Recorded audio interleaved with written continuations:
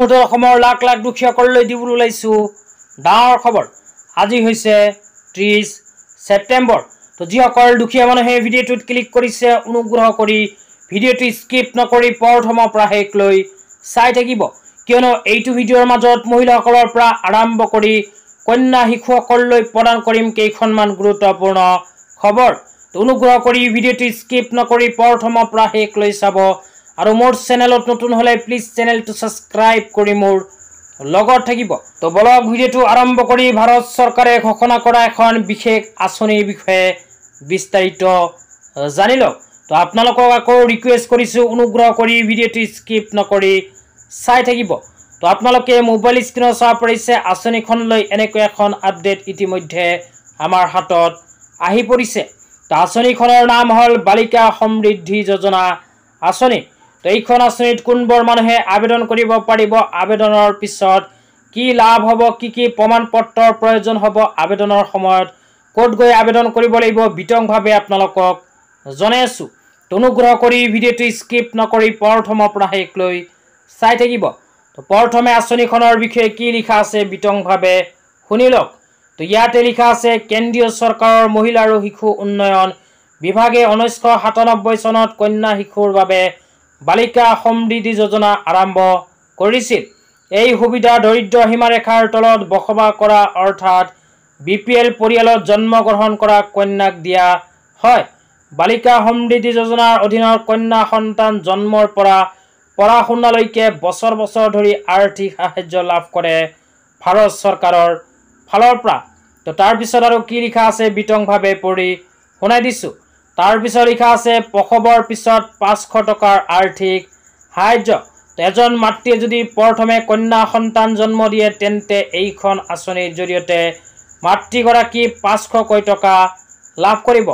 তাৰপিছত ইয়াতে আৰু লিখা আছে প্ৰথমতে কন্যা সন্তান জন্মৰ সময়ত প্ৰসৱৰ পিছত মাতৃক 500 টকাৰ আৰ্থিক সাহায্য দিয়া হয়।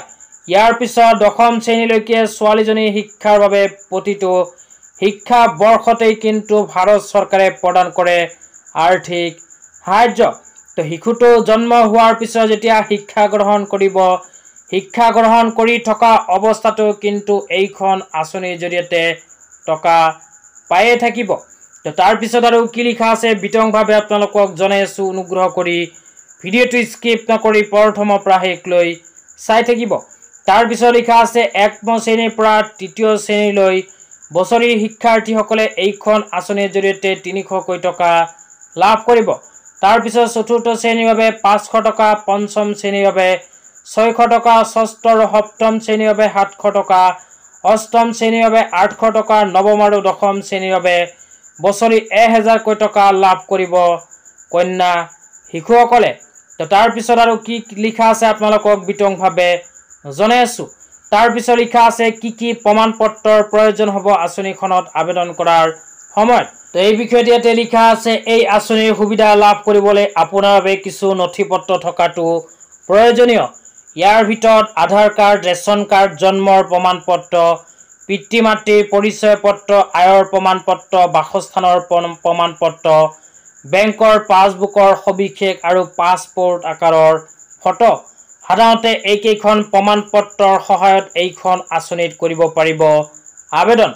তো আবেদন কেনেকৈ কৰিব এই বিষয়ত এতিয়া আপোনালোকক জনাই দিছোঁ।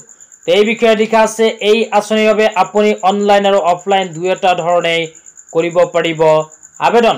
তো অফলাইন আবেদন যদি কৰিব বিচাৰে তেন্তে আপোনাৰ নিকটৱৰ্তী অংগনবাদী কেন্দ্ৰ বা স্বাস্থ্য সেৱা কেন্দ্ৰলৈ যোগাযোগ কৰিব পাৰে। তাতে আপোনালোকে আবেদন কৰাৰ ফৰ্ম লাভ কৰিব। তো আজি ইমানেই। ভিডিঅ'টো চাই কেনে পালে নিশ্চয় কমেণ্ট বক্সত কমেণ্ট কৰি জনাই দিব। লগতে মোৰ চেনেলত নতুন হ'লে এনেকুৱা নতুন নতুন ভিডিঅ' সকলোতকৈ আগত পাবলৈ প্লিজ চেনেলটো সাবস্ক্ৰাইব কৰি মোৰ লগত থাকিব। তো ধন্যবাদ।